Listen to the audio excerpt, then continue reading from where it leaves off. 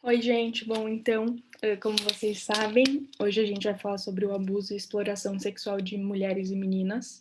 A gente tem aqui a Ana Bittencourt, que é a liderança nacional da psicologia, doutora Flávia Riscala, também liderança nacional da psicologia, eu que faço o encaminhamento, a Ivanda, que é liderança nacional socioassistencial, a Olivia também é liderança nacional socioassistencial, doutora Sueli Amoedo, advogada e liderança nacional jurídica do projeto, e Ana Cláudia Vitoriano, liderança nacional socioassistencial.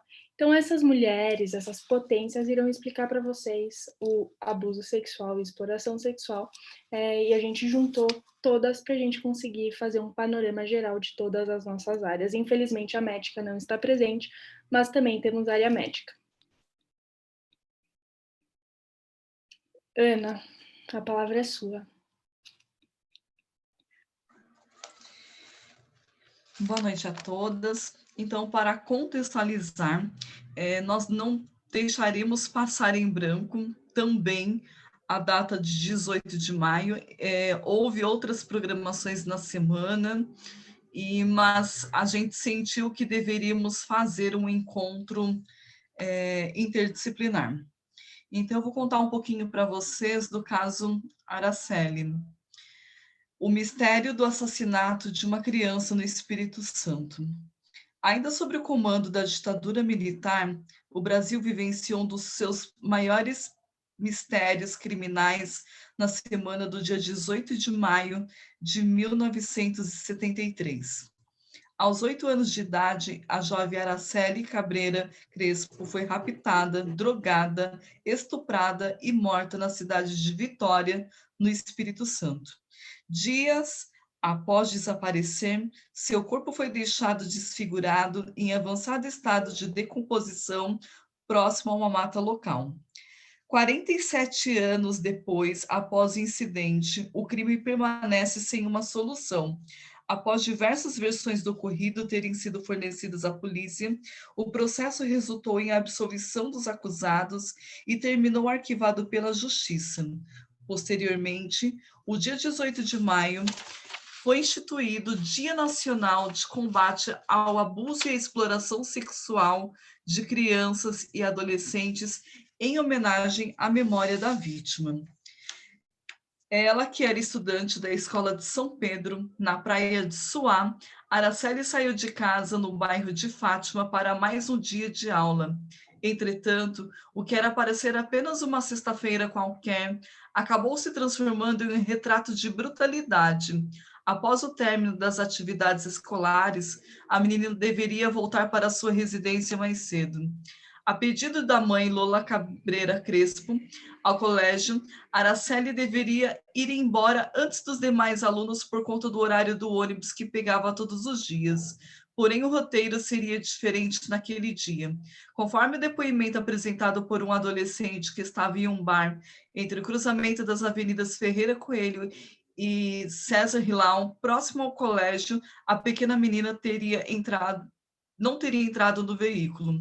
Em vez disso, Araceli optado por ficar brincando com o gato ao lado do estabelecimento. Essa seria a última vez que ela seria vista publicamente antes do pai Gabriel Sanches Crespo acionar as autoridades para procurá-la. No dia 24 de maio, 6 dias após o desaparecimento de Araceli, o corpo de uma criança foi encontrado desfigurado, em avançado estado de decomposição, em uma mata atrás do Hospital Infantil de Vitória. O cadáver foi descoberto pelo policial Ronaldo Monjardim, quando ainda tinha 15 anos, ao lado de seu pai. Em primeiro momento, Gabriel reconheceu o corpo como sendo de sua filha, porém acabou negando a informação no dia seguinte. Por fim, exames realizados meses depois confirmaram que a pessoa encontrada no local era de fato a Araceli. As fotos chocantes dos acontecimentos circulariam por toda a imprensa logo depois. Na época, alega-se que as investigações do crime foram atrapalhadas, pois todas as testemunhas estariam sofrendo com ameaças para ficarem caladas. Por conta disso, nenhuma pessoa queria conversar sobre o assunto e fornecer mais informações sobre o acontecimento.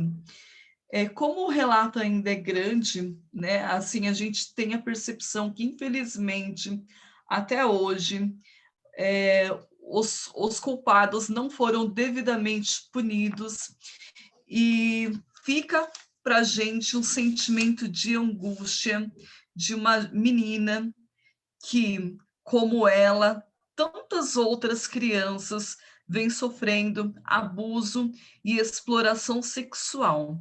Então, pela memória desta menina e de tantas outras crianças, nós decidimos então fazer esse encontro para a gente reforçar a importância da qualidade da escuta qualificada e humanizada do atendimento das vítimas no projeto Justiceiras. Obrigada.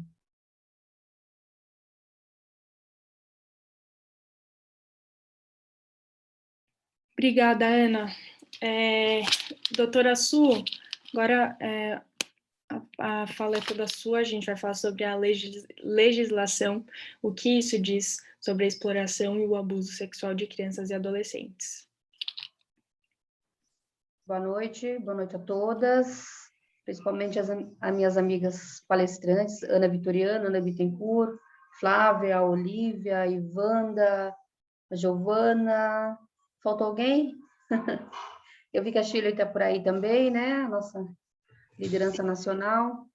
Faltou eu, demorei, mas cheguei. Boa noite, meninas. A exibida, a enxerida. A enxerida. Um beijo. Vai ser bem simples o meu, só vai ser uma fala bem breve, só para vocês entenderem que os crimes contra crianças e adolescentes no Brasil têm tipificação, tem uma legislação que ampara. A Ana estava lendo e eu estava pensando nesses... vocês sabem que eu atuo há 10 anos no enfrentamento à violência, e nesses 10 anos eu atendi muitas crianças vítimas de violência sexual, tortura, e aí alguns casos vieram na minha mente, eu fiquei um pouco mexida, mas pode ir, Gil, vai descendo. Os crimes contra crianças e adolescentes, eles têm tipificação legal, né? O artigo 4 da Lei 8.069 de 90, que é o ECA, prevê que as crianças devem ser amparadas, assegurado pelo artigo 227 da Constituição. O que esses dois artigos, eles falam? Que é dever da família, da sociedade e do Estado assegurar à criança e ao adolescente com absoluta prioridade o direito à vida, à saúde, à alimentação, à educação, à profissionalização, à cultura, à dignidade, ao respeito, à liberdade e à convivência familiar e comunitária. O que esse artigo diz para a gente? Que a tutela dos interesses das crianças e dos adolescentes compete a todos, sem exceção, inclusive a nós, como justiceiras, que nós estamos aí, mesmo que dentro do Instituto, nós representamos aí o Estado, então nós também temos essa obrigação de proteger as crianças e adolescentes que aqui entram dentro do projeto Justiceiras. Esses dois artigos, pode descer, Gil?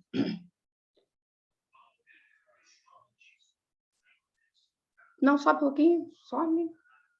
No 70 ali. Então, o artigo 70 diz do ECA, é dever de todos prevenir a ocorrência de ameaça ou violação dos direitos da criança e do adolescente. O artigo 135 diz, deixar de prestar assistência quando possível à criança abandonada ou extraviada ou não pedir, nesses casos, o socorro da autoridade pública. E aí, a gente vai falar uma coisa para vocês. Quem deixa de prestar socorro à criança e adolescente, deixa de socorrer ou deixa de indicar o crime, ele comete um crime de omissão. E ele responde também criminalmente por isso. Então, qualquer pessoa que tenha o conhecimento legal, o conhecimento de um fato criminoso envolvendo criança ou adolescente, e ele não faz essa comunicação ao Estado, ou ao Conselho Tutelar, ou ao Ministério Público, qualquer órgão, ou a delegacia, tem locais que tem delegacia das crianças, do adolescente, tem comarcas que a delegacia da criança e do adolescente faz uma junção com a delegacia de defesa da mulher. Então, a gente tem a obrigação, quando conhece um crime envolvendo criança, a reportar a esses órgãos. Pode ir, Gil? Gil? Então, nós temos 2 crimes que são tipificados, assim, que a gente que são os mais corriqueiros, digamos assim, que é o crime de estupro, que é constranger alguém mediante violência ou grave ameaça, ter conjunção carnal, ou praticar ou permitir que com ele se pratique. Esse crime do 213, ele não se aplica a menores de 14 anos, ele vai se aplicar para maiores de 14 anos. Por quê? Porque nós temos um artigo específico, que é o 217A, que está mais abaixo, que ele vai tipificar os crimes praticados contra crianças e adolescentes ou vulneráveis, que são os abaixo de 14 anos, tá? Eu trouxe esse artigo aqui, o 214, atentado violento ao pudor, porque eu queria falar para vocês, esse artigo não existe mais, mas eu ainda vejo muita gente falando, ele não praticou estupro, quando na delegacia é tipificado, por exemplo, uma pessoa tocou uma criança e o delegado tipifica como estupro, alguém sempre fala, mas não é estupro, é atentado violento ao poder. Esse crime não existe mais, gente, ele foi revogado do nosso Código Penal. Pode descer, Giovana. Outro crime comum também, que as pessoas costumam nominar, é o crime de corrupção de menores. Esse também foi revogado pelo Código Penal atualizado. Crime de pornografia também. Eles estão todos inseridos no 214 e no 217A. Pode descer, Gil? Olha, o Código de Processo Penal é bem claro, ó. Crime de omissão, o resultado de que depende da existência de crime somente é imputável a quem lhe der causa. Considera-se causa ação ou omissão sem a qual o resultado não teria ocorrido.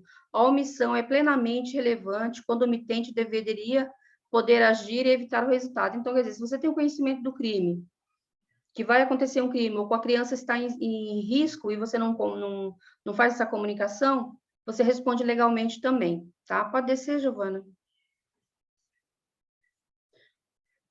Sobre os crimes, estupro de vulnerável. Quando você pega o boletim de ocorrência que envolva criança e adolescente, ele vai vir lá, estupro de vulnerável, que é o 217A, que é ter conjunção carnal ou praticar outro ato libidinoso com menor de 14 anos. Pena de reclusão de 8 a 15 anos. A gente não pode esquecer que os crimes de estupro, eles são considerados crimes hediondos, e eles sempre vão ter um apenamento maior do que qualquer outro crime elencado no nosso Código Penal. Pode descer, Ju. E agora, Ana Bittencourt e Flávia.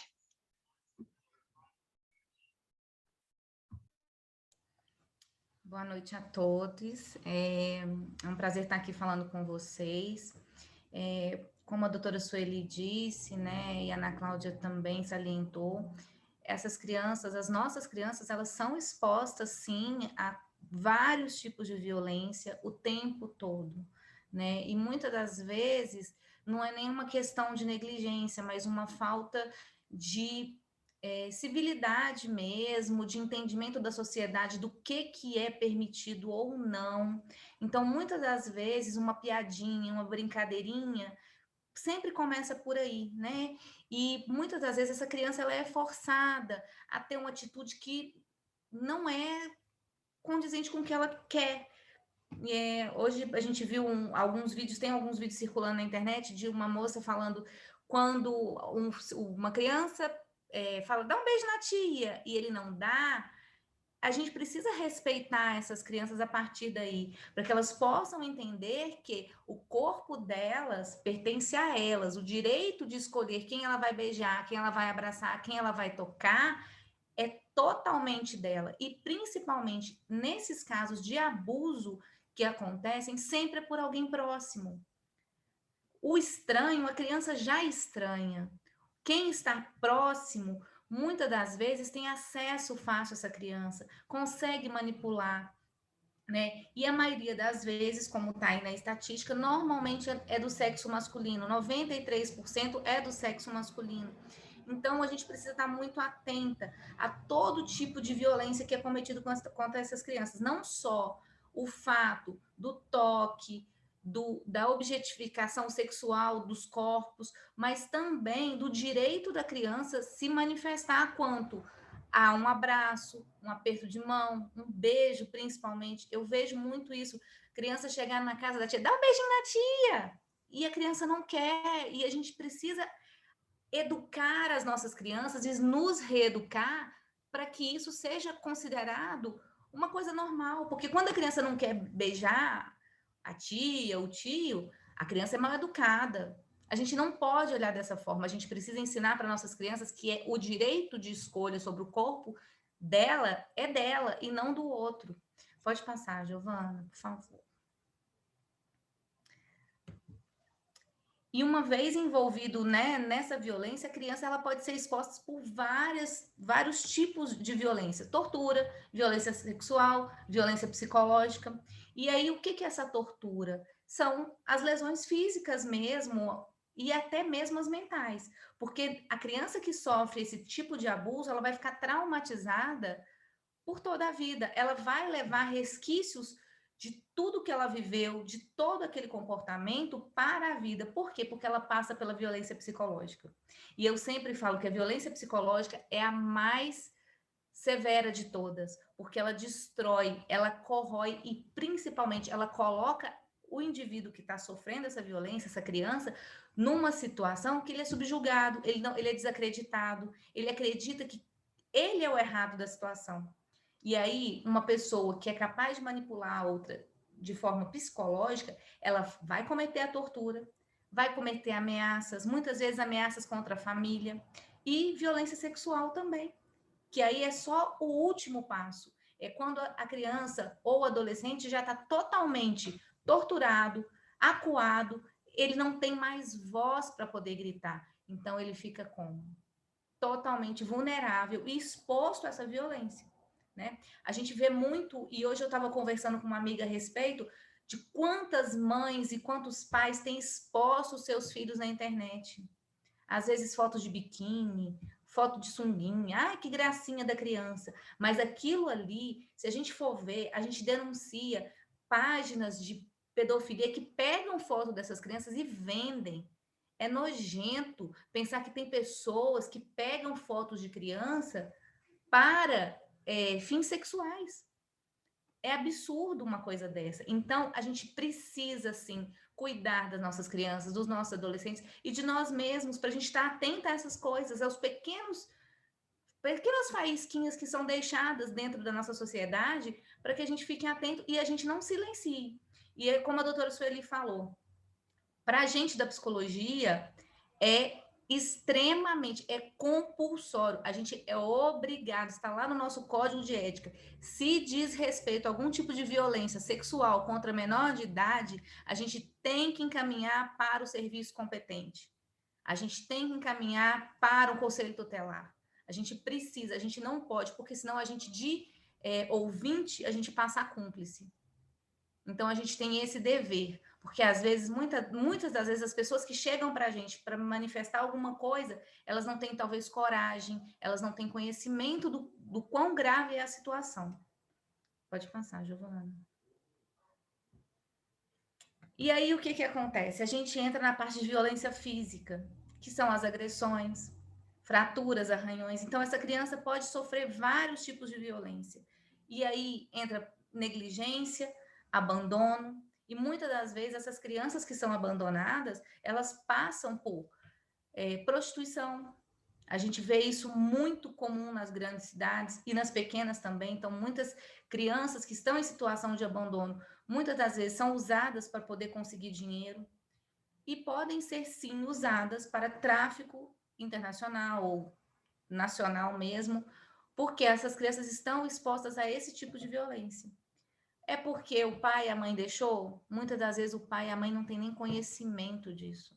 Então, cabe a nós, que temos um pouco mais de conhecimento, que a gente está aqui no projeto, a gente está ouvindo todo dia várias lives, as meninas produzem muito conteúdo para a gente poder ser semeador mesmo dessa noção de cidadania que a gente precisa exercer, para que a gente possa encaminhar. Olha, seu filho está numa situação assim, o que você acha? Leva ele no posto de saúde, né? Porque aí a criança vai poder ser assistida, porque muitas das vezes é o que acontece. E há quem se engane que isso acontece também só com crianças em situação de risco ou com vulnerabilidade econômica. Acontece em todo lugar, em toda classe social, seja da mais alta à mais baixa. Todas as crianças estão expostas, ninguém é blindado. E aí, eu quero compartilhar uma coisa com vocês. Não é nem o caso de violência sexual contra a criança, nem nada. Mas nós aqui, do Justiceiras, a gente tem conhecimento de um monte de coisa, de um monte de violência que a gente já sofreu, que a gente já presenciou, que a gente escutou nos casos. Quantas de nós, se a gente for parar para pensar, quantas violências nós já sofremos? Várias. E isso não nos blindou. Então, eu acho que a gente tem que estar umas pelas outras. E aí, a gente juntas e cada uma fornecendo e alimentando essa rede de proteção, a gente consegue fazer alguma coisa para que não aconteça com nenhuma criança mais. É isso. Acho que pode passar, Giovana. Agora acho que a doutora Flávia. Sim. Obrigada, gente. Boa noite.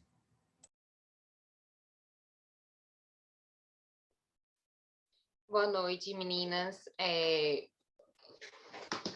Tive o mesmo sentimento que a doutora Sueli, quando a Ana estava lendo a história da Araceli, de tantas crianças que eu também atendo aqui na Bahia.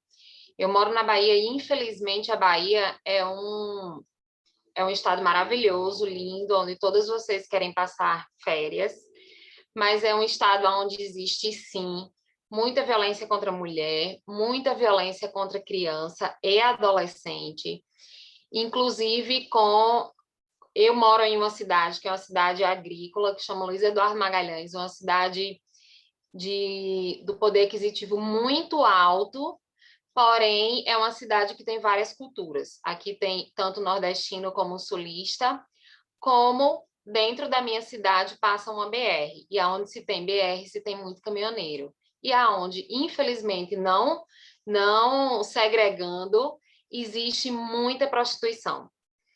E nesses últimos tempos para cá, de 6 meses para cá, infelizmente também houve 2 mortes de travestis. Isso também mexe muito comigo. Por quê? Porque eu resolvi cuidar dessa classe, dessa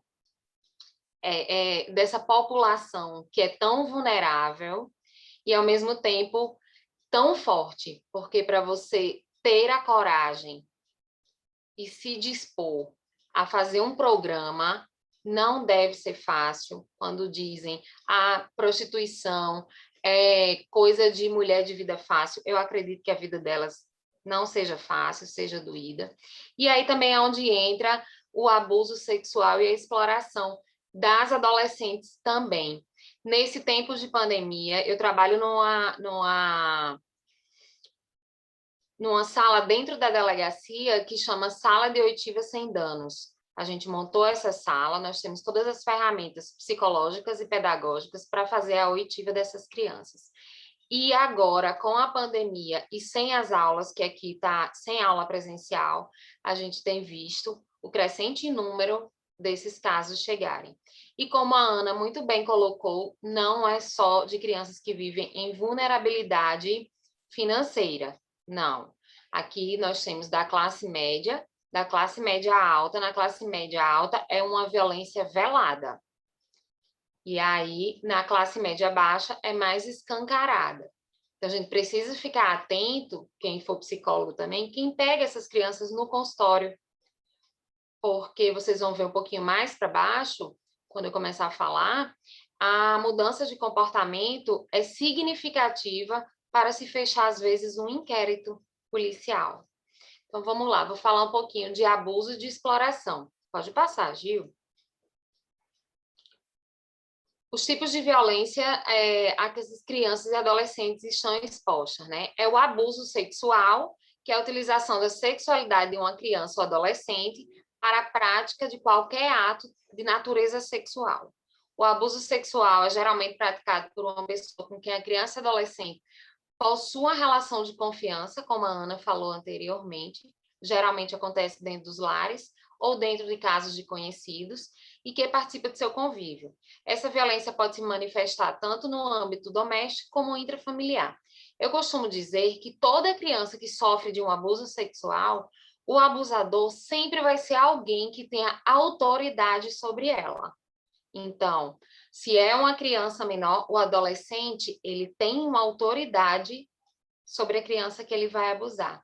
E essa autoridade está muito ligada à violência psicológica, ao medo que eu imponho na hora desse ato. Então, assim, as ocorrências desse abuso, sem contato físico, que é o voyeurismo, exibicionismo, pornografia, e com contato físico, a manipulação de genitálias, as carícias, o estupro. Pode passar, Gil. E os tipos de violência e a exploração sexual, o que é isso? É a utilização de crianças e adolescentes para fins sexuais, obtendo lucro, objetos de valor ou elementos de troca. Eu moro na Bahia, mas eu sou de Natal, como eu falei anteriormente, da cidade de Auxiliadora. Eu formei fazem 19 anos, e eu lembro que eu fui à noite fazer um trabalho sobre exploração sexual, mais ou menos, eu acho que era 2099, e eu nunca vou esquecer de uma menina que a gente entrevistou na Roberto Freire, que é uma avenida lá, que à noite passa bastante carros, e a menina dizia assim, eu perguntei, o que te trazes aqui para estar nesse momento de se prostituir, trabalhando a questão dela se valorizar enquanto menina? Ela disse, eu estou aqui porque o sonho da minha vida é ter uma Barbie. Então, eu estou juntando dinheiro, nunca vou esquecer desse relato, eu estou juntando dinheiro para comprar uma Barbie. Quando eu conseguir juntar o dinheiro e atingir o meu objetivo, eu vou parar de me prostituir. Então, assim, foi trabalhado, foi encaminhada essa criança, mas foi numa época em que os equipamentos... Eita, foi numa época, olha, me coloquei bem antiga mesmo. Mas foi numa época em que os equipamentos, em que não existia rede social, não existia essas mídias, não existia tanta informação. Então, essa criança, ela só tinha um objetivo final com o uso do corpo dela, que era ganhar uma boneca. E aí é onde a gente foi trabalhar o quê? Essa infância, essa adolescência interrompida. Então, a exploração é isso. Ela queria usar o corpo como moeda de troca para se obter uma boneca, podendo ser no contexto da prostituição, na pornografia, nas redes de tráfico e no turismo com motivação sexual. Assim, falando também da nossa cidade Auxiliadora, lá teve uma época em que assistente social, psicólogo e as equipes do Conselho Tutelar andavam nas... Gente, é o cuco daquele caso, que ele sempre aparece nas nossas lives. Peraí que ele já parou.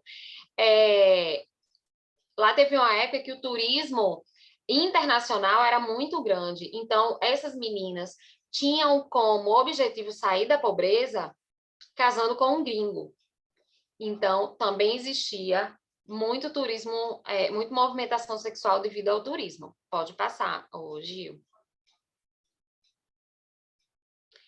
E como reagem as crianças ou adolescentes que sofrem abuso?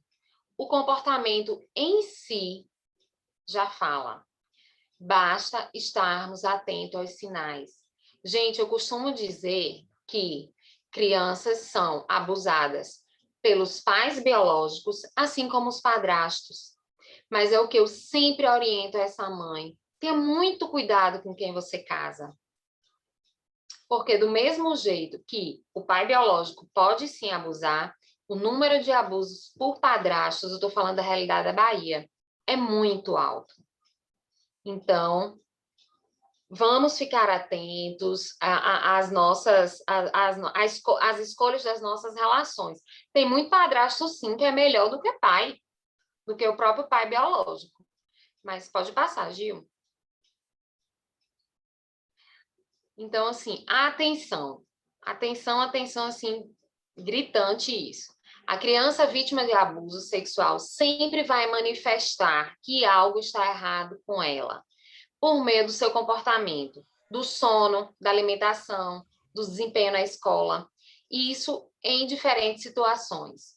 Eu costumo dizer que professor é um ótimo levantador de hipótese diagnóstica.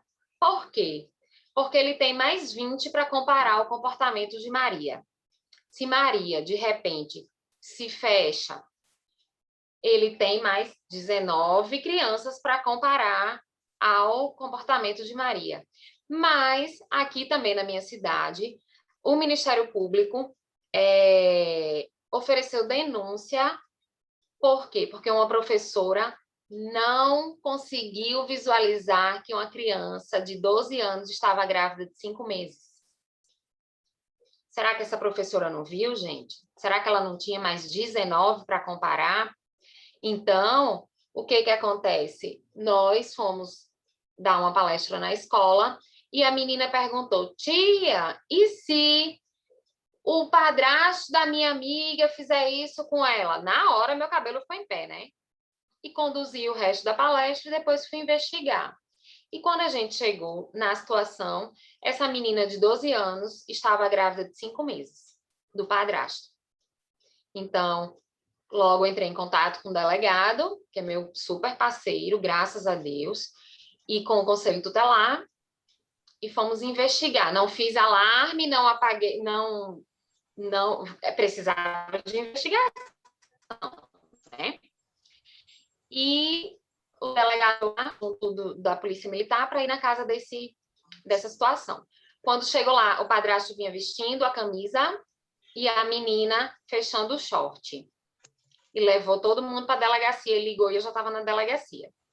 Quando chegou lá, eu perguntei: qual foi a última vez que ele te abusou? Ele: antes da polícia chegar. Então, o que acontece? Essa criança passou 5 meses sendo abusada dentro da sala de aula, a professora vendo essa barriga crescer e se omitindo, como a doutora Sueli falou lá atrás. Então, ela foi abusada até o último momento que ele foi preso. Isso é muito grave, gente. Tudo bem, hoje ela está institucionalizada, tanto ela quanto o bebezinho que já nasceu. Eu sou testemunha no processo, porque eu participei desde o começo. E vou com muito orgulho, viu, gente? Porque eu digo que para você entrar na causa da violência doméstica, do abuso sexual e da defesa dos direitos da mulher, todas nós precisamos ter muita coragem. E muitas vezes é a coragem que nos move de estarmos aqui no Justiceiro, de segurarmos, sim, a mão uma da outra. Isso não é utopia, porque eu acho que já passou de quantas mil mulheres, Giovana? 6.000 já. Nem já perdi a conta. Então, a gente precisa estar atento a esses sinais e analisar, lógico, o contexto. As crianças que são vítimas deste crime também podem repetir violências que sofrem por meio de brincadeiras sexualizadas, que tem professores que têm algum comportamento diferente, observe o seu aluno, e a seguir alguns comportamentos observados em crianças que sofreram ou sofrem algum tipo de abuso. Pode passar, Gil. Comportamentos frequentes em crianças que foram ou são abusadas, tá, gente? Sinais: crianças com fraco ou nenhum relacionamento com seus pares e com imensa dificuldade de estabelecer vínculos de amizades e falta de participação nas atividades escolares e sociais. Crianças que frequentemente chegam muito cedo à escola e delas saem tarde, num esforço inútil de escapar da situação do lar. Eu já atendi uma menina que ela dormia de short e calça jeans. Vocês têm noção do que é dormir de short com a calça jeans por cima, para dificultar o acesso ao corpo dela do padrasto? Crianças com brincadeiras sexuais persistentes, exageradas e inadequadas. Crianças com queda repentina do desempenho escolar. Crianças extremamente submissas. Crianças extremamente agressivas e antissociais. Eu costumo dizer que o ataque dessas crianças muitas vezes é uma forma de defesa. Crianças pseudo-maduras, crianças com dificuldade de concentração. Gente, esses comportamentos também se adaptam a outros transtornos escolares, a outras coisas. Estou falando do abuso especificamente, da criança abusada. Pode passar, Gil. Crianças com total falta de confiança nas pessoas, em especial nas pessoas com autoridade. Olha o que eu falei lá atrás. Quem abusa sempre é alguém que tem autoridade sobre ela. Crianças com medo de adultos do sexo oposto ao seu. Aqui na semana passada, não, no mês passado, teve uma criança de uma escola particular que foi violentada por uma professora na hora da higiene. Uma criança de 2 anos, de classe média alta, que chegou em casa machucada e falou à mãe que a tia tinha posto o dedinho no bumbum dela. E a criança de 2 anos até 6 anos de idade, ela não tem o cognitivo para inventar uma situação de abuso ou de estupro. Ela vai contar realmente o que aconteceu. E nós precisamos validar o discurso dessa criança. Então, eu já tive oitivas de criança que eu saí doente porque nós somos humanos e após escutarmos tudo que nós escutamos dentro de uma sala de oitiva sem danos, nós saímos doentes. E uma criança de 3 anos, de 3 para 4 anos, me relatou a seguinte coisa: tia, o meu vô mentiu sobre... Ele me prometeu que ele ia me dar balinha se eu deixasse ele fazer o que ele queria fazer comigo. E repetiu o gesto que o vô tinha mandado ela ficar. E ela disse, e saiu, para você ter cuidado com essa escuta, que eu acredito que as meninas vão falar mais. E saiu um catarro quente do pinto dele. Era a forma que ela tinha que dizer como tinha sido a ejaculação. Você acha que uma criança de 3 para 4 anos, ela vai dizer, saiu sêmen do pinto dele, do pênis dele? Não. E essa escuta foi validada. Por quê? Porque a criança ela não tem maturidade para inventar que saiu um catarro quente do pinto do vô. Então, a escuta, ela precisa ser muito apurada, porque é uma coisa muito séria. E precisamos respeitar esse momento de fala da criança, que muitas vezes é banalizado. É dito, essa menina viu isso na novela. Então, muito cuidado com a escuta, e uma escuta apurada faz toda a diferença, não é, doutora Sueli? Na condução de um processo. Então, de um processo desse inquérito que vai para o Ministério Público e tudo. Tá, gente? Só voltando ao caso da menina que estava grávida de 5 meses, a mãe sabia de tudo e o Ministério Público ofereceu denúncia contra essa mãe. Por isso que essa menina de 12 e o bebê que nasceu estão institucionalizadas. E foi uma coisa que causou tanta repercussão e tanta raiva em mim, que o quê? Que quando essa criança estava voltando do IML, que tinha ido colher material biológico, mesmo grávida, ela tinha acabado de ser abusada e o delegado pediu para ela ter ido, a mãe estava voltando com a marmitinha para deixar para o padrasto que já tinha sido preso. Então, assim, a filha estava colhendo material biológico e ela se preocupou com o preso se ia comer o quê, né? Então, isso aí foi fundamental, esse comportamento da mãe, para o Ministério Público também oferecer denúncia.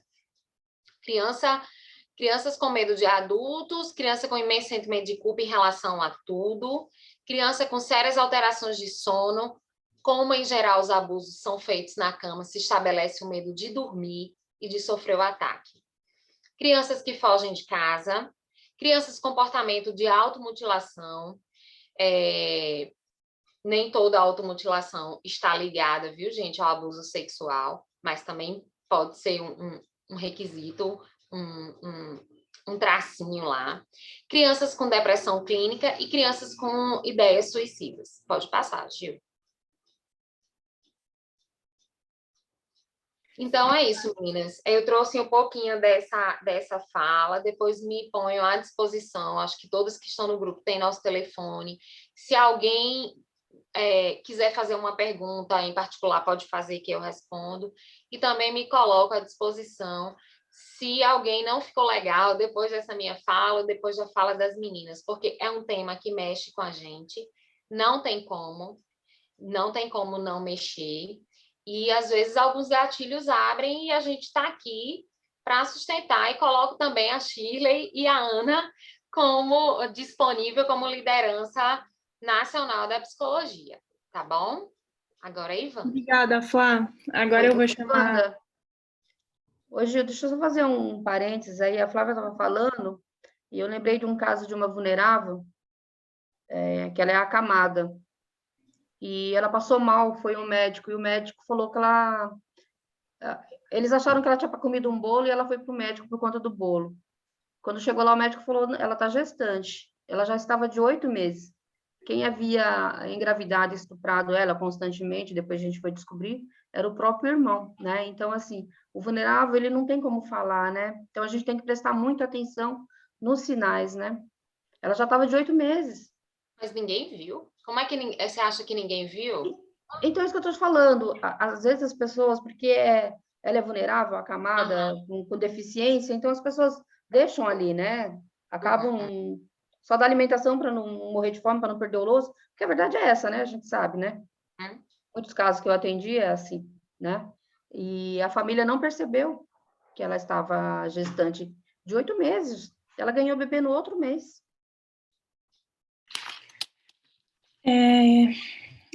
Agora eu vou chamar a Ivanda, ela vai falar um pouco sobre como prevenir, né? E o mais importante é não deixar acontecer. Então, Ivanda, se você quiser, a palavra é sua agora. Obrigada, meninas. Obrigada, colegas, lideranças nacionais e voluntárias, todas que estão aqui nos assistindo. 62 presentes no momento. Um prazer estar com vocês. O tema é muito difícil. De fato, é muito complicado falar, mas é um tema necessário. Necessário porque entra ano, sai ano, a gente se choca com o que vê, com o que passa na televisão, né? Porque nem todos os casos passam na televisão, a gente se choca, porém a gente fica pensando qual é o meu lugar nisso, né? Como evitar que isso aconteça, como proteger essas crianças, né? E o que é possível enquanto projeto, enquanto sociedade, enquanto ser humano fazer. E aí eu trago a pergunta e coloco já uma respostinha um pouco antes da pergunta lá. Olhe para as crianças que estão no seu convívio. Olhem para elas, tá? Conversem sempre com as crianças e com os adolescentes. Porque, como as meninas falaram, o corpo fala, tá? As ações, os comportamentos falam, e a gente precisa ser capaz de observar isso nos primeiros sinais e, ao mesmo tempo, preparar essas crianças, esses adolescentes, para que consigam se proteger minimamente.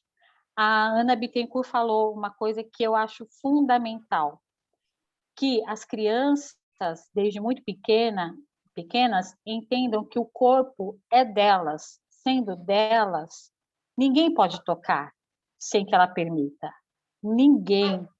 Até nós, pais e mães, quando chega a uma certa idade, a gente também tem que falar com nossos filhos, olha, eu vou precisar olhar o seu corpinho aqui, ali, porque a mamãe precisa observar determinada situação, determinada coisa. Muitas vezes isso acontece. Eu tenho um casal de filhos, um menino e uma menina.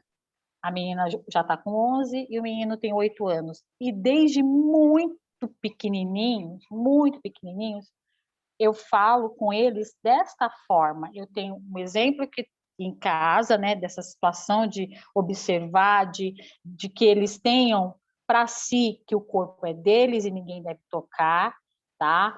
E aí, até uma situação bem interessante, tem uns 2 anos, mais ou menos, o Gabriel devia ter uns 6 anos. Eu mandei uma foto dele tomando banho, bebezinho, na banheira, então ele estava lá peladinho, tudo, eu mandei para minhas irmãs, o grupo que eu tenho com as minhas 2 irmãs. E aí chamei ele para ver. Falei assim, olha aqui, Gabriel, ele mamãe, você não colocou nem um quadradinho preto aí? O que ele quis dizer?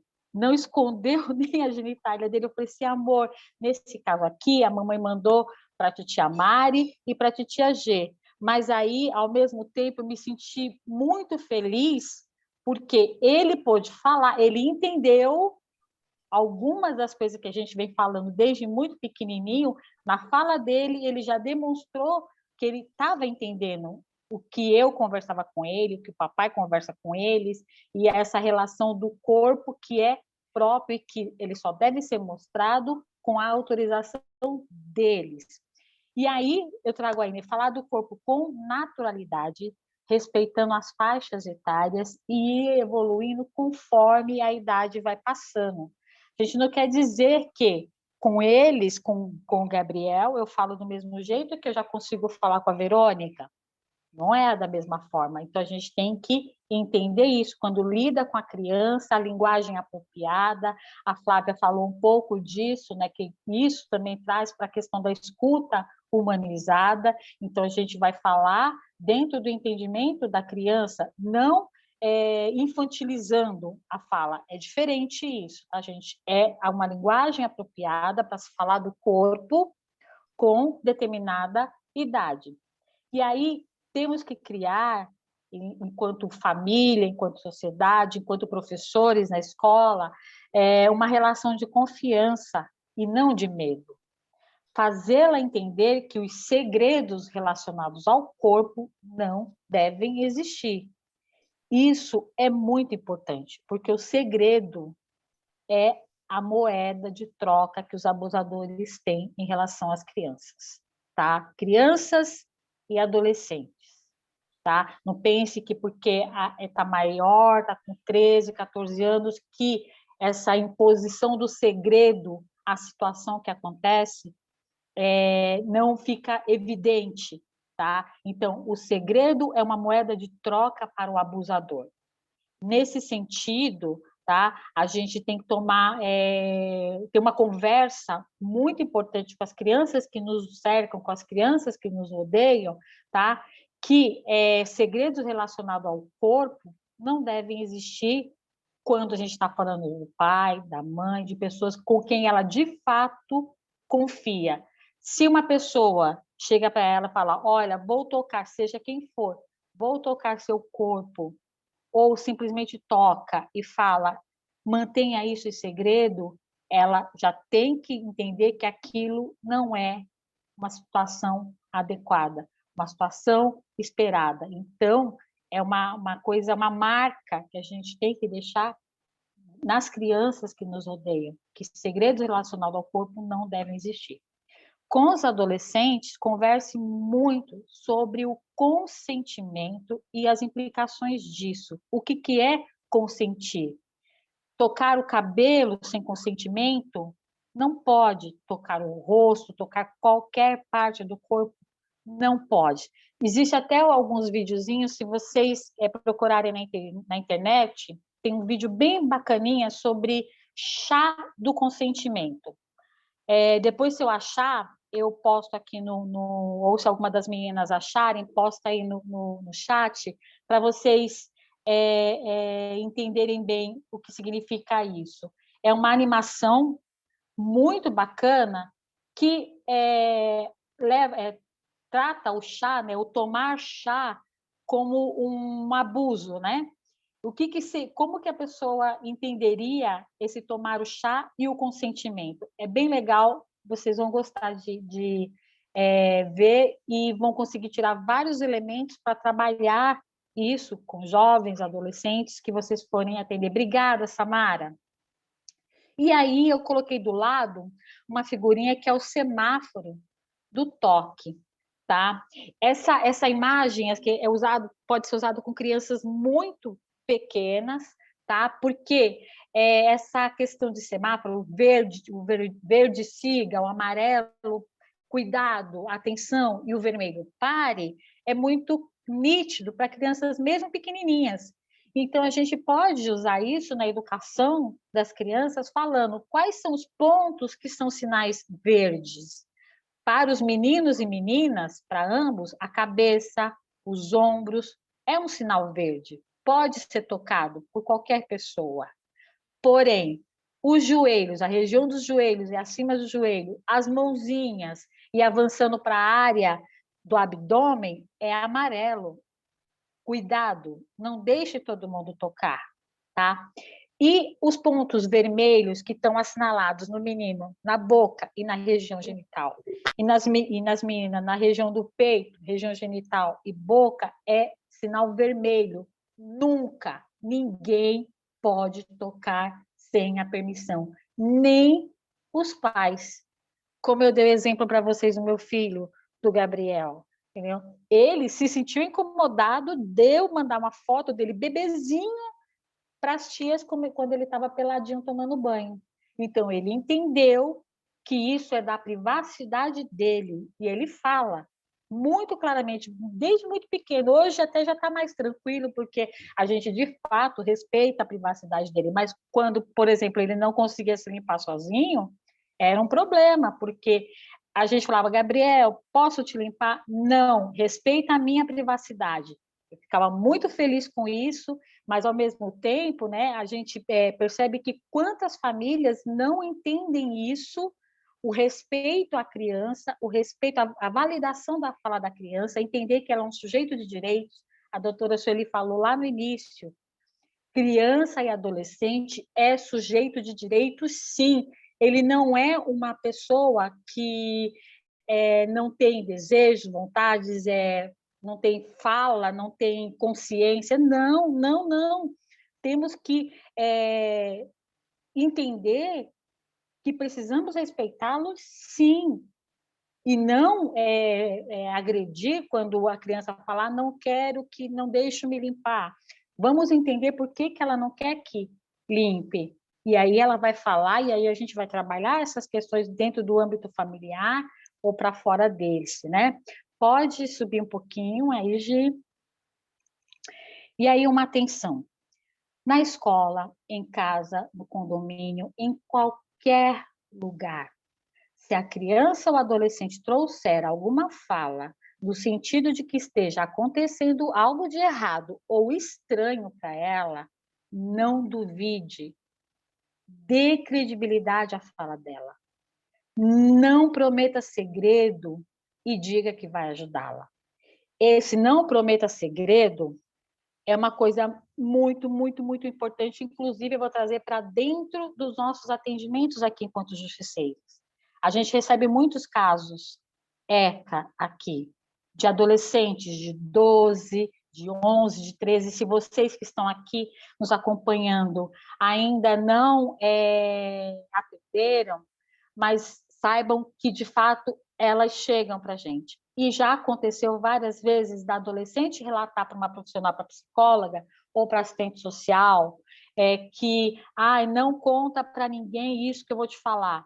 Nunca prometa isso, porque dependendo do que ela trouxer, você não vai poder cumprir, entende? Não é questão de violar o sigilo profissional, porque a gente sabe que em relação a crianças e adolescentes, tanto, não sei as outras áreas, não sei como funciona no direito, mas eu tenho certeza que na área da psicologia e na área do serviço social, quando a gente tem uma escuta em que pode levar um risco eminente a qualquer pessoa, e principalmente uma criança ou adolescente, a gente não pode garantir esse segredo, tá? E aí, em situação de abuso, seja ele de qual natureza for, tá? Não estou falando do estupro, não. Esse mais ainda, mas qualquer tipo de abuso, a gente tem que levar autoridade, sim, porque senão podemos ter problemas sérios. Nós, serviço social, psicologia, direito, temos registros profissionais e a gente depende desse registro profissional para atuar enquanto assistente social, enquanto psicóloga, enquanto advogada. E a gente pode ter problemas com registro profissional se acontecer alguma coisa com essa criança, essa adolescente que a gente, porventura, tenha ouvido, tá? não demonstre surpresa, choro ou horror aos fatos relatados.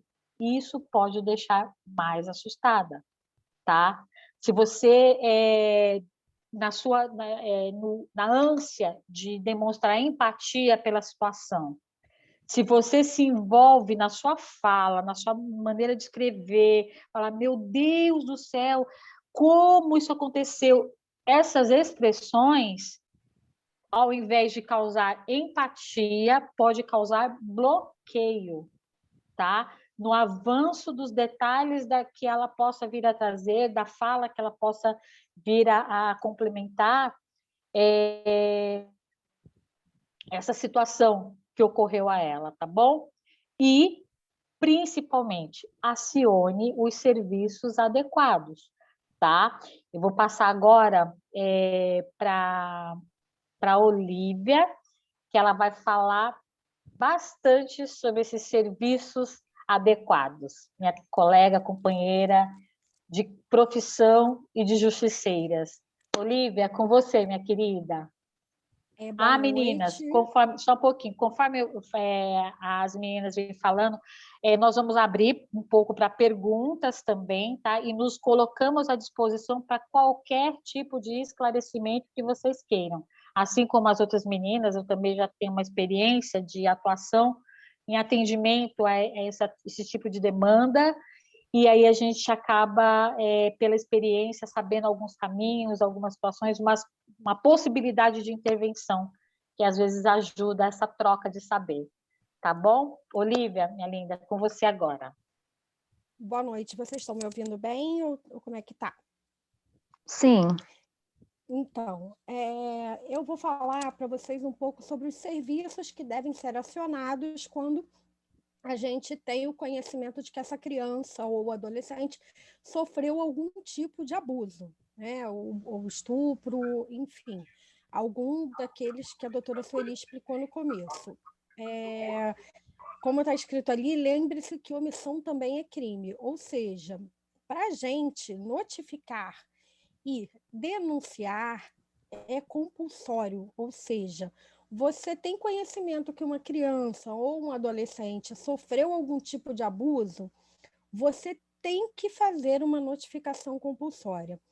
Sendo que a gente, na verdade, é obrigado a notificar suspeita, ou seja, a pessoa às vezes vira e fala assim, mas eu não tenho certeza do que ela falou, a vizinha acha que viu ele fazendo isso, mas não tem certeza. Não tem problema. Para isso, a gente tem uma ficha, né, de notificação e você vai notificar como suspeita, né? A própria ficha está escrito agravos e suspeitas. Então, assim, aí um desses órgãos, né, no caso Conselho Tutelar, Ministério Público ou CREAS ou algum órgão que tenha escuta especializada, é quem vai ficar responsável por fazer esse estudo de revelação. Que hoje a gente trabalha mais com a questão da escuta especializada. Então, assim, por exemplo, eu tenho uma suspeita que uma criança está sendo abusada pelo padrasto. Não tenho certeza, mas existem indícios de que esse abuso está acontecendo. Onde eu devo buscar essa ajuda? E aí nós temos aqui listado algumas portas de entrada, né? Que pode ser o Disque Denúncia, que é o Disque 100, abordagem de rua, de repente você tem conhecimento, é uma criança que está em situação de rua, ou a mãe, enfim, você pode buscar. Delegacias, claro, se você tiver principalmente algum elemento já para levar, mas ainda assim eles são obrigados a aceitar uma suspeita. O CREAS, que é o órgão, né, o serviço especializado em assistência social, que lá vai ter essa escuta qualificada. O abrigo, aí no caso o abrigo vai ser uma outra via que eu vou explicar um pouquinho adiante, porque o abrigo pode ser uma questão, a criança pode ter ido para o abrigo por conta desse abuso ou por outra negligência que sofreu dos pais, e lá, somente lá tomaram esse conhecimento. E aí, assim, os lugares que eu vejo como mais importantes, unidade de saúde e escola. A escola foi muito bem falado pela Flávia, foi muito bem colocado a questão aqui que eles têm esse olhar diferenciado. Muitas das vezes a gente sabe que essa criança ou adolescente confia muito mais numa uma professora, uma merendeira, às vezes uma pessoa que toma conta dela, um inspetor, e aí, assim, ali é um local que ela pode ter, né? Às vezes é o único refúgio que ela tem. Então, a escola, eu acredito que seja um local muito importante. E a unidade de saúde, porque a unidade de saúde, assim, primeiro que existe essa lei, qualquer profissional de saúde, na verdade, dentro daquela unidade é obrigado a notificar uma suspeita. Então, ele trabalha dentro da saúde, ele é obrigado a notificar. E aí, assim, eu trago, por exemplo, eu trago 2 exemplos assim muito importantes que eu atendi há um tempo atrás, o qual a unidade de saúde fez uma diferença enorme. Eu tive uma menina de 18 anos, eu chamo uma menina porque, né, ainda está na flor da idade. Ela deu entrada na unidade de saúde pela segunda vez com tentativa de suicídio. Tá? Ela tinha 17 anos quando isso aconteceu. E aí a técnica de enfermagem estranhou aquilo, né? Tanto a técnica quanto a recepcionista, assim, uma tentativa de suicídio logo atrás de outra, uma menina muito nova, notificou o conselho tutelar. O conselho tutelar chegou, conversou, mas não conseguiu colher nada. Ainda assim, o conselho tutelar pegou e mandou essa menina para um tratamento, né, num centro especializado com uma psicóloga que tratava questões de criança e adolescente. Um ano depois, essa menina chegou para a psicóloga e relatou todo o abuso que vinha sofrendo desde os 8 anos de idade até os 17, na ocasião que ela tentou o suicídio, e aí o pai se assustou, tinha sido o pai. E aí entrou toda uma história, né? Porque ela já tinha 18 anos, já não era tratada mais como criança e adolescente, e aí ela foi para o Centro de Referência e Atendimento à Mulher, que inclusive também pode entrar como uma porta de entrada, né? Tem acontecido muito, até onde eu trabalho. E aí a partir dali ela começou a fazer as denúncias. Ela chegou numa sexta-feira, pediu para ir somente na segunda para fazer o depoimento. Eu a acompanhei, tive que pedir para sair da sala algumas vezes, porque realmente era uma situação muito pesada. E havia uma suspeita de um abuso da irmã pequena. Ela tinha uma irmã de 6 anos. E aí essa irmã pequena foi para essa escuta especializada que a gente chama, que é diferenciada para crianças menores de 7 anos, né? Que é uma escuta com psicólogas, que segue um outro protocolo que é feito todo dentro de um equipamento. Pode ser um equipamento dentro da saúde, pode ser um equipamento separado, pode ser um equipamento na assistência, no caso aqui na minha cidade é na assistência. E aí é feito toda uma investigação, todo um trabalho com psicólogas para que essa criança chegue à conclusão. E aí esse equipamento chegou à conclusão que sim, havia um abuso com essa criança e também ofereceu a denúncia ao Ministério Público. Aí elas fazem um relatório e denunciam ao Ministério Público. E aí entra, né, a questão processual, porque aí vai para o Ministério Público. E aí, se você tiver uma questão, por exemplo, de perda de guarda, né, que hoje em dia a gente nem usa esse termo, mas a mãe, ou no caso, era conivente nessa situação, então, tanto com o abuso da mais velha quanto da mais nova. Então, assim, a criança acabou ficando com a irmã, porque já tinha mais de 18, mas se elas não tivessem, iriam para o abrigo. E aí quem entra nessa situação é a Vara da Infância e Juventude, que vai fazer essa intermediação junto, né, se não tiver denúncia no Conselho Tutelar, junto com o Ministério Público. Tive outro caso também, que também foi via notificação, aí no caso foi uma notificação compulsória, né, aquela que, igual eu falei, profissional da saúde é obrigado a preencher essa notificação, tendo uma suspeita. Ele suspeitou que essa menina sofria um abuso por parte do tio, e como tinha uma outra que já tinha mais de 18 anos, ela autorizou enviar essa ficha para o Centro de Referência e Atendimento à Mulher.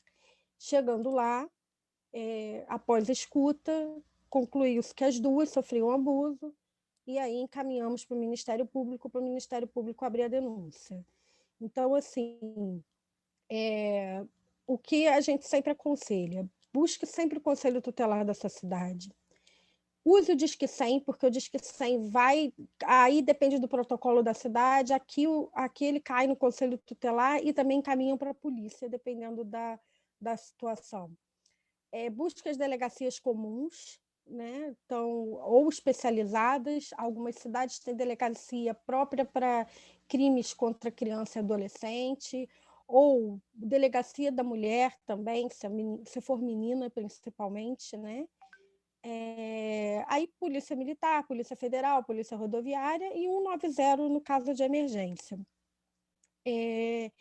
Eu costumo, assim, sempre pecar pelo excesso, né? Eu costumo sempre falar, olha, vamos denunciar também no Ministério Público, vamos fazer outra via de denúncia, vamos encaminhar também para o CREAS, até por conta desse relato que eu disse, né?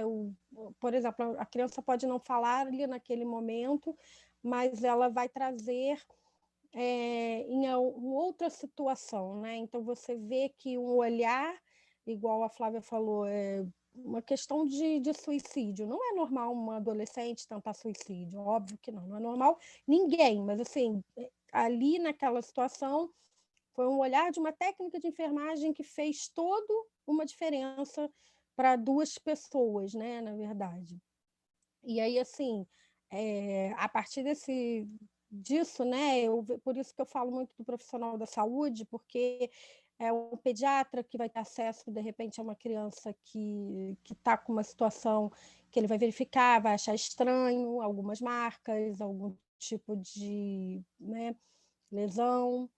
A própria enfermeira do posto também, quando criança tem algumas questões, por exemplo, que a gente pode observar, criança baixo peso, criança né, que tem essa dificuldade de aprendizado, e isso tudo o próprio serviço de saúde também entra como porta de entrada, né? O CRAS, que estava ali também na listagem, também é uma porta de entrada, então, de repente, é uma família que é acompanhada no serviço de convivência familiar há muito tempo e, de repente, a assistente social começa a ter um olhar, achar estranho, né, alguma questão. Muitos CRAs têm grupos de adolescente, brinquedoteca, isso é uma coisa muito importante. Muitos CRAs têm brinquedoteca e isso é muito legal, porque ali, né, naquela questão do brincar, no lúdico, a criança pode trazer e levantar essa questão também. Então, assim, todos são portas de entrada, mas eu Olivia, digo que todos nós somos portas de entrada, tá? Porque no momento que a gente tem o conhecimento de que uma criança e um adolescente pode estar sofrendo o abuso, nós temos o dever de fazer essa denúncia. Então, assim, enquanto cidadão, todas as pessoas são essa porta de entrada para uma denúncia. É isso.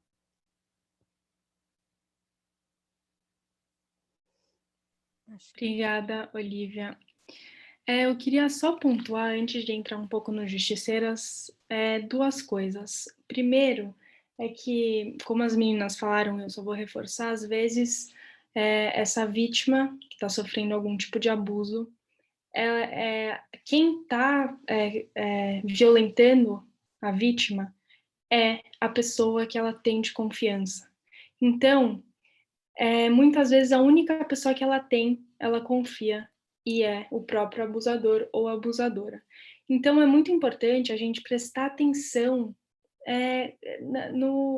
enfim, como elas agem na escola, como elas agem com a família, como elas agem em relação ao sexo oposto, ou o mesmo sexo também, porque a gente também tem abusos pelo sexo feminino.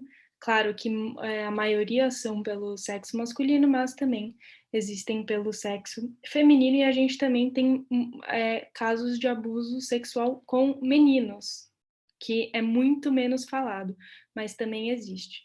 Então, quando uma criança, por exemplo, é violenta na escola, ou quando uma criança está tendo dificuldade de prestar atenção, ou quando uma criança começa a demonstrar sinais, não é que ela é rebelde, Não é que ela quer chamar atenção. Claro, ela quer chamar atenção no inconsciente dela para vocês. Ela quer chamar atenção e falar que alguma coisa está errada. Então, não castiguem a criança quando ela começa a ficar agressiva. Tentem entender o que está acontecendo, porque as crianças falam da forma delas e nós, como adultos, às vezes a gente acaba achando que é algum tipo de transtorno. Ou, vamos medicar, porque daí ela vai ficar quieta. Uma criança muito agitada, vamos medicar com Ritalina, porque é o que as pessoas fazem, e aí a criança começa a tirar notas muito boas na escola. E essa violência, o abusador, ele sempre pega a criança que tem carência, né? Então, se ela não tem carência emocional, então se ela não tem atenção, talvez o abusador use isso e aí ela vai se sentir vista, enfim, ela vai se sentir respeitada. E então é muito importante a gente olhar para as crianças e escutem as crianças. Elas não estão violentas porque elas querem ser violentas, é porque alguma coisa está acontecendo. Então a gente tem que tomar bastante cuidado em relação a isso. E não é só o papel da escola, é o papel de casa também. Claro que a escola é um lugar, talvez, se ela está sendo abusada em casa, a escola é o lugar de refúgio. Mas olhem para as crianças, falem com as crianças hoje, conversem com as crianças, porque a gente mais ou menos 54 crianças são abusadas por dia. Então, esse é o momento de você olhar para a criança, de você perceber o que está acontecendo, porque senão essa criança ela vai ser uma das 54 que vão ser abusadas amanhã. Então, eu falo isso para todos os cuidadores, educadores, pais, mães, enfim. E como funciona esse atendimento no Justiceiras? A gente recebe bastante ECA, como a Olivia falou. A gente recebeu, se eu não me engano, a vítima mais nova, eu acredito que tinha 3 anos, 2 ou 3 anos, e a gente tem de 3, 6, 7, 11, às vezes 17, às vezes 16, enfim, a gente recebe bastante caso. E o que acontece? Esses casos, eles são especiais, a gente tem um protocolo para esses casos. Então, acredito que poucas de vocês atenderam ECA, porque a gente tem um protocolo específico para isso. E o que acontece? Esses casos a gente precisa falar, mesmo que a criança, ou que, enfim, que ela não queira denunciar, é o nosso papel notificar os serviços, porque ela é menor de idade, então, enfim, para ela ter uma proteção digna, né, a gente precisa notificar. Então, as crianças até 17 anos, 11 meses e 29 dias entram no Estatuto da Criança e do Adolescente. Então, a gente precisa comunicar e em todo o nosso projeto, quem faz o encaminhamento é a assistente social. Mas em casos de ECA, a gente tem que tomar muito cuidado, porque às vezes, ou é uma criança, às vezes a mãe, ela preenche formulário para a criança, ou às vezes é uma criança. Eu já atendi uma menina de 11 anos e, assim, é muito diferente, porque você está falando com uma criança. Ela tem 11 anos, mas e assim, é muito difícil a gente ir contra, né, o que ela fala, tipo, não conta para ninguém, porque ela já não confia em ninguém, então ela confia no projeto, e falar isso, é muito difícil a gente fazer isso, é difícil mesmo, só que a gente precisa por uma questão de proteção. Então, as assistentes sociais, elas fazem esse encaminhamento para o CREAS e para o Conselho Tutelar. E se tiver em risco, elas vão direcionar para o abrigo próprio. Então, basicamente é assim que funciona o nosso encaminhamento dentro do projeto Justiceiras. E aí, eu queria ler uma frase para vocês. Nunca duvide que um pequeno grupo de pessoas conscientes e engajadas possa mudar o mundo. De fato, sempre foi somente assim que o mundo mudou. Então, uma pessoa pode fazer uma diferença pequena. 5.000 mulheres podem ajudar quase 6.000 vítimas. Então, esse projeto, ele só funciona porque vocês estão aqui, vocês estão atendendo. Então, vocês são muito importantes. Cada uma, às vezes, vocês não conseguem atender, não tem problema. Vocês estando aqui já é enfim, a gente agradece muito por vocês disponibilizarem o tempo de vocês. E esse projeto acontece por causa das nossas voluntárias, por causa das nossas lideranças. Então, eu agradeço todo mundo e, como eu falo, se a gente consegue transformar um mundo, a gente está transformando o mundo inteiro dela. Então, é isso. Eu vou parar de compartilhar. Eu acho que tinha umas meninas com a mãozinha levantada aí, né? Hoje eu lembro que eu vi a Nalva, Rosângela, não sei se tem mais alguém. Oi, Gente, Kátia. se vocês Kátia tá quiserem, aí quietinha. se vocês quiserem fazer perguntas, podem levantar a mão e aí a gente vai chamando. Rosângela tá com a mão levantada. Peraí, deixa eu... Isso. E eu vi a Nalva também, quando eu estava falando, ela levantou a mão. Eu não sei se ela está aqui ainda. Desmutar seu Desculpa, eu estou aqui sim, gente. Desculpa, é que eu abaixei. Ah, então baixa a mão, Nalva.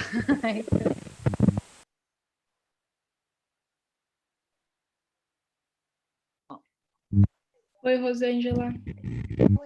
Boa noite a todos. É um grande prazer novamente estar aqui.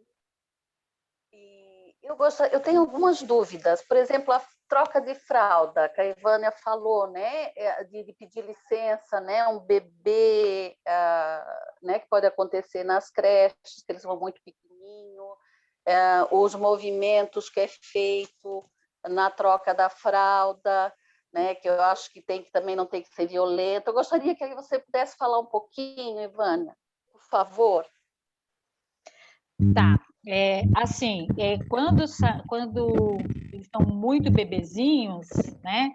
É uma questão da fisiológica, tudo você vai fazendo, e aí eles não tem nem como você interagir tanto com eles, mas a partir de uma certa idade, a partir de 1 ano e pouquinho, você já começar a falar, olha, vou mexer no seu pipi, por exemplo, não sei, não, vou mexer aqui, vou limpar, vou passar, estou passando um algodãozinho, estou limpando, estou fazendo isso, e ir tratando essa questão de uma forma natural. Mostra o algodão, mostra o que é o lencinho, seja lá o que for, vou fazer isso. Ou vou precisar olhar que nem os meninos, por exemplo. Eu tive meninos e meninas. As meninas têm aquele cuidado de limpar direitinho, tudinho, e o menino tem a questão de fazer a massagenzinha para não ter fimose, essas coisas tudo. Então, avisar. Mesmo que eles não tenham total compreensão disso, eles vão adquirindo a consciência corporal. Essa consciência corporal quer dizer que eles vão entender que tudo que está ali no corpinho deles é parte deles e eles têm direito sobre aquilo, direito total e absoluto sobre o seu próprio corpo. E aí é uma construção que vai se fazendo aos poucos. E eu digo, como eu dei do meu exemplo aqui, o meu exemplo prático em casa, isso funciona de fato, porque vai passando tempo, uma vez ou outra, eles vão trazer no dia a dia, no cotidiano, que aquele aprendizado que você foi colocando aos pouquinhos dessa consciência corporal e de pertencimento do seu próprio corpo, eles vão internalizar de tal forma que aí são capazes, inclusive, de verbalizar de forma muito natural, muito tranquila. Não houve um discurso anterior para que a criança verbalize. Não, é uma prática cotidiana que ela vai internalizar e aí ela vai falar com muita clareza. Entendeu? Que determinada situação, que nem ele falava, bastante agora já está maiorzinho, mas quando ele era menor, ele falava, isso é minha privacidade. Isso é minha privacidade, de fato, é privacidade. E aí você vai brigar, que nem a Giovana colocou, vai brigar com a criança, que privacidade, o quê? Eu sou sua mãe, eu sou seu pai? Não, de forma nenhuma. Isso daí é um ganho que ele vai levar para o resto da vida. E se Deus me livre acontecer uma coisa dessa, é o pavor de toda mãe consciente, de todo pai, eu tenho pavor de imaginar qualquer coisa nesse sentido com meus filhos, mas a gente falar sobre isso, omitir essa fala não significa que você vai proteger, muito pelo contrário, a chance de você proteger, trazendo essa fala, esse trabalho desde muito pequeno, é muito maior, porque qualquer sinal de algum adulto mal intencionado, a criança vai verbalizar. Ela vai verbalizar de alguma forma. Então, isso deixa a gente mais tranquilo como cuidadora, como profissional que lida com isso, e aí vai conseguir também interpretar, se você é um profissional que vai atuar, que vai atender, vai conseguir interpretar isso daí de forma mais tranquila também, quando a criança trouxer, e validar a fala dela. Ivana, você deu aquele exemplo maravilhoso dos sinais no corpo, sinal verde. Esse sinal é tudo, né, Ivana? Só pontuando uma questão também, quando você avisa a criança que você vai encostar nela, é uma forma de você ensinar o consentimento, porque ela pode falar não, e aí você tem que respeitar. Então, se você avisa desde pequeno, agora vou limpar, ela sabe que você está avisando antes de encostar. Porque se você obriga ela, aí ela não vai saber o que é consentimento. Porque, eu nem tenho escolha natural, né? Eu nem tenho escolha sobre o meu corpo, qualquer um pode encostar no meu corpo. É a mesma coisa quando a gente fala. Hoje, eu vejo muito pais obrigando os filhos a cumprimentarem por uma questão de educação. E isso não é uma questão de educação, isso é uma questão de você não respeitar a decisão do seu filho. E é a partir daí que você ensina ele que o corpo dele não é respeitado, que a palavra dele não vai ser escutada. E aí é muito mais fácil dessa criança que nunca foi respeitada dentro de casa entrar numa violência, uma criança que desde pequena foi ensinada sobre consentimento, foi ensinada sobre, enfim, eu vou fazer isso agora, ninguém pode encostar aqui, isso é só seu. Se você não quiser abraçar e beijar, se você não quiser sentar no colo do titio, que tem muito isso também, você tem que respeitar, não é uma questão de educação, isso a gente já está no século XXI.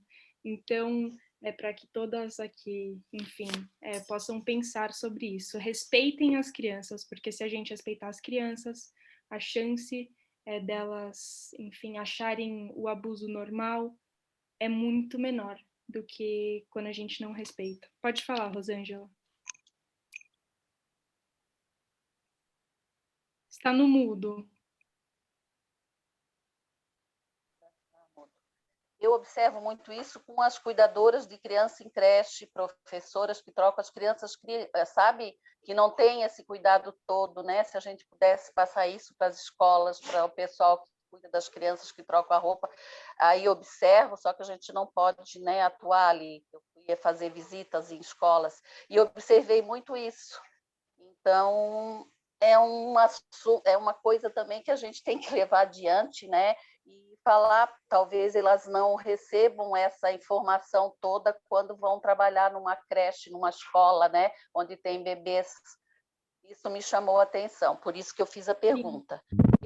Para mim completar aqui, hoje não entrou pelas justiceiras, mas eu faço um trabalho de acolhimento aqui na minha cidade, então uma pessoa me ligou e contou que uma criança ela falou 12 anos, estava grávida de uns 4 meses, né? Ontem à noite. Aí eu pensei, eu disse, o que eu vou fazer? Já era tarde. E aí, hoje de manhã, entrei em contato com o Conselho Tutelar. Aí falei o caso, ela me passou o endereço, passou o nome da menina. E o conselho, eu fiquei falando com eles hoje, eles já tinham atendido essa criança. Essa criança não tinha 12 anos, é muito miudinha, ela tem 14 anos e está grávida. O conselho já tinha atendido em 2019, mas eu pensei que acompanhasse. E a vizinha disse que a mãe abandonou essa criança mais grávida, mais o irmão, na casa e foi viajar. O conselho hoje foi lá, disse que estava tudo ok, que a menina estava grávida, que estava sendo acompanhada por um médico e que a mãe tinha fazido faxina, mas a vizinha disse que não, que a mãe não está presente. E eu ainda estou aqui, eu não fiquei satisfeita com o retorno que me deram, se bem que eles que são os profissionais, o Conselho Tutelar, né? Eu gostaria de uma orientação de vocês, as profissionais, né? As doutoras aqui, assistente social, psicóloga, o que eu poderia fazer mais? Eu estou com vontade de ir amanhã lá, que ela pediu também ajuda de roupa para a criança, né?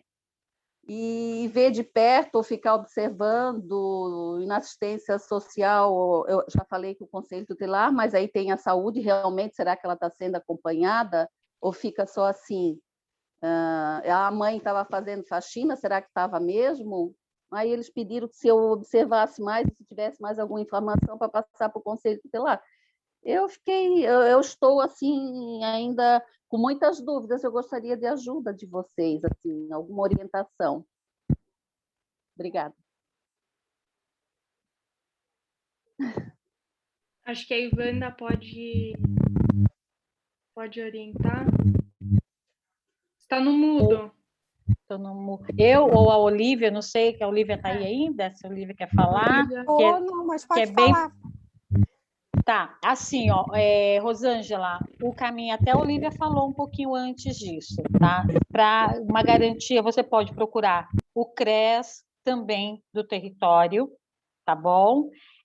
Para informar essa situação, falar que o Conselho diz ter feito isso, mas que você entende que pode ser que precise de um outro acompanhamento.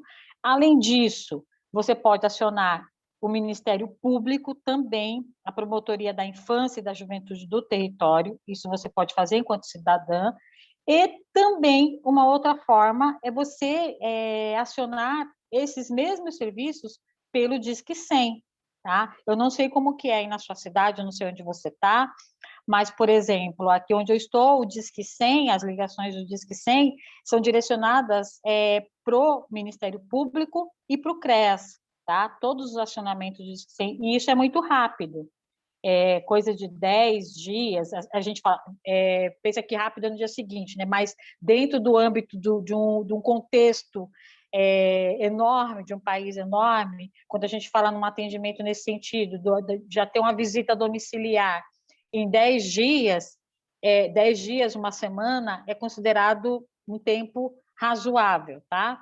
Então, são esses caminhos que você pode seguir, ó. Você pode ir no CRES também, você pode ir direto na Promotoria da Infância e da Juventude do seu município, você pode ir no Ministério Público e você pode fazer uma denúncia via Disque 100 também, tá? Que tem uma suspeita de abandono, uma suspeita de negligência, e aí a negligência está acontecendo com as crianças, irmãs dessa menina, e também com a menina e com o bebê que está na barriga dela também, porque os dois estão sendo negligenciados, não é só ela enquanto indivíduo, o bebê também é considerado uma criança já sob negligência, né?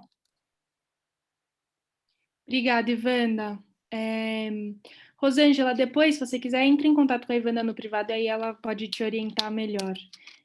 Eu vou chamar a Eliette agora, que está também com a mão levantada. Oi, boa noite, tudo bom? Eu queria fazer a seguinte pergunta, não ficou muito claro para mim. No caso de crianças e adolescentes, qual que é o papel do psicólogo nesses atendimentos? Eu trabalhei muitos anos em escola, só queria falar isso. E eu sinto que realmente eu trabalhei numa escola privada, mas as escolas públicas eu já trabalhei também, elas têm uma carência realmente desse tipo de orientação. Elas têm alguns projetos hoje de orientação, mas há uma carência. E no caso das justiceiras, qual que é o papel do psicólogo? Ele trabalha com a pessoa que denuncia, com a criança. Quem chega não é o adolescente, né? Ou acontece? Não, a gente tem vários adolescentes que chegam, só que a gente não entra em contato. A gente pede só em casos de ECA, que as assistentes sociais entrem em contato. As assistentes sociais que já têm, elas já são, enfim, já têm especialidade nessa área, e elas entram em contato com esse adolescente. Caso ela ache importante a psicóloga entrar em contato, a gente não faz um atendimento, mas a gente só fortalece. A gente fortalece. Então, caso a gente ache importante uma psicóloga fortalecer, a gente pede para a psicóloga entrar em contato. Só que, como é ECA, tem toda aquela questão que precisa ter o consentimento dos pais, ou consentimento dos educadores, dos cuidadores. Então, por isso que é um caso específico. ECA, o nosso fluxo é um pouco diferente, a gente não encaminha para as 4 áreas, a gente encaminha para assistente social e, às vezes, depende do caso, às vezes para advogada e, por último, para a psicóloga fortalecer. Só que não é um atendimento, é uma questão de fortalecimento. E a assistente social, ela vai fazer esse encaminhamento. Se a Olivia, ou a Ivanda, ou a Ana Cláudia quiserem me corrigir ou pontuar mais alguma coisa... Não tá certo, Gi. E assim, acontece que pode acontecer de ter alguém que vai se responsabilizar por essa criança ou adolescente, né? No caso, adolescente. Uma tia, por exemplo, que já aconteceu, até mesmo eu mesma peguei um atendimento que era uma criança, uma adolescente que tinha fugido realmente para a casa da tia, e a tia, naquele estranhamento, fez a denúncia, e a tia consentiu o atendimento psicológico. Então, assim, como ela se responsabilizou, ela era responsável naquele momento legal por essa adolescente, não tinha problema nenhum. Já atendi também uma adolescente que a mãe mesmo autorizou e falou, não, pode fazer o atendimento com a minha filha, e aí nós seguimos esse atendimento. Nesse caso, a gente pode fazer.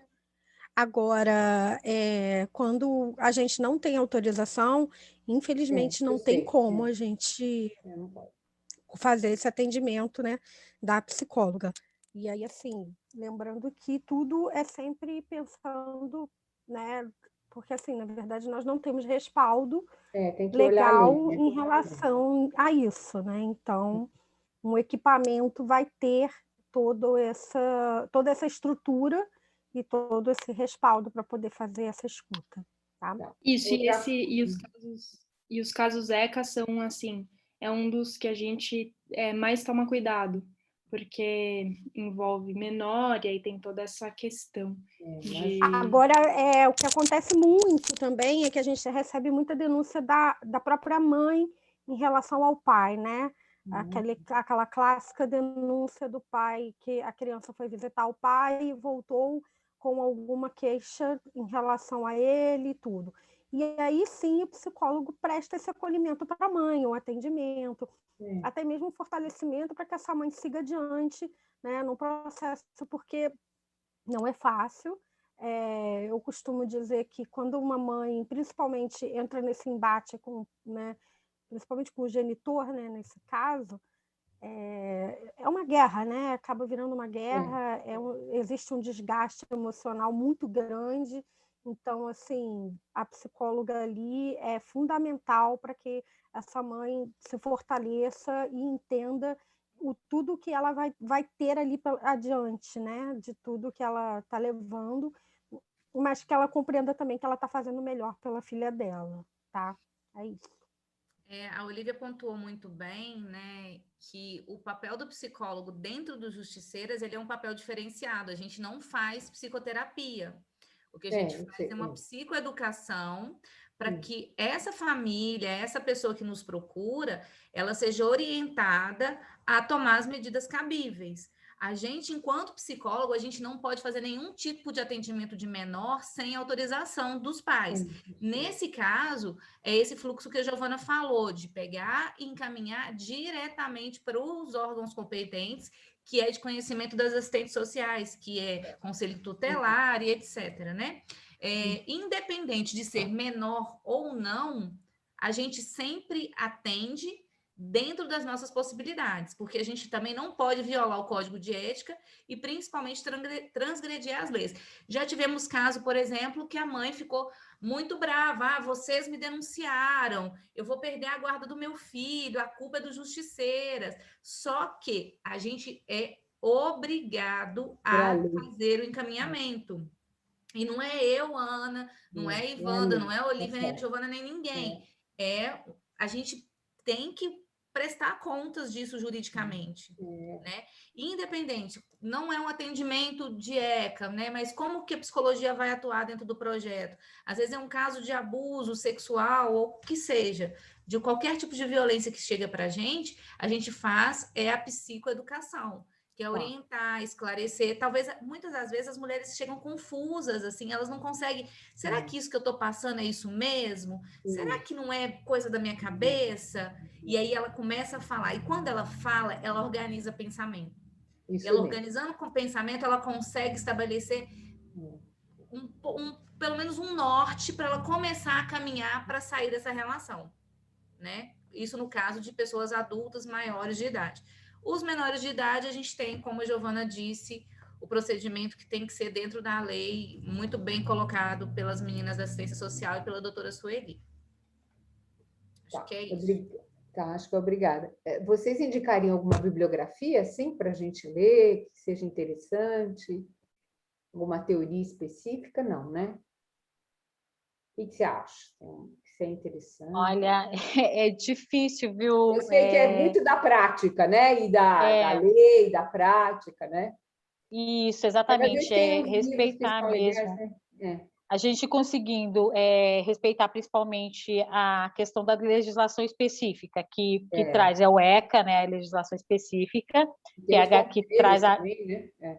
a garantia e os códigos de ética dos nossos conselhos já está de bom tamanho. A própria Lei Maria da Penha também, e assim... Ah, sim, a Lei Maria da Penha, né, básico, né? Buscar o ECA e buscar também as atualizações, né? Porque, por exemplo, teve essa lei da escuta especializada que é de 2017, então dá uma olhada. Eu sempre aconselho, de repente, buscar um ECA versão comentada, tá? Se você quiser. Eu tenho. E aí vai de acordo com a área da pessoa. Por exemplo, tem versão comentada de assistente social, tem versão comentada para psicologia, versão comentada na área de direito. Do ECA? Do ECA não sabia. Tem sim. Eu tenho do Código de Ética. Eu também tenho no Código de Ética, mas assim, o próprio ECA eu vou também procurar. Procure sim, é sempre bom. Tá ótimo, obrigada. Tá, meninas, eu acho que já são quase 2 horas que nós estamos aqui. Se deixar, nós vamos continuar, né? Nós vamos noite adentro aí falando desse tema. Eu me proponho a procurar uma bibliografia, mas eu acho que você já é mestre em desenvolvimento infantil, do tanto que você já trabalhou em escola. Então, nós psicólogas... 20 anos, é verdade. Então, nós, psicólogos, estudando desenvolvimento infantil, quando a gente vai para uma escuta, a gente consegue perceber a disfuncionalidade desse desenvolvimento quando um direito é violado. Então, me proponho a buscar alguma referência, coloco no nosso grupo. Meninas, eu queria agradecer de coração a todas vocês que estão aqui, a essa hora da noite. Ivanda, Olivia, a Ana me comunicou aqui no grupo que ela deixou aqui, mas ela está em uma emergência, chamando a polícia no campo de atuação dela lá.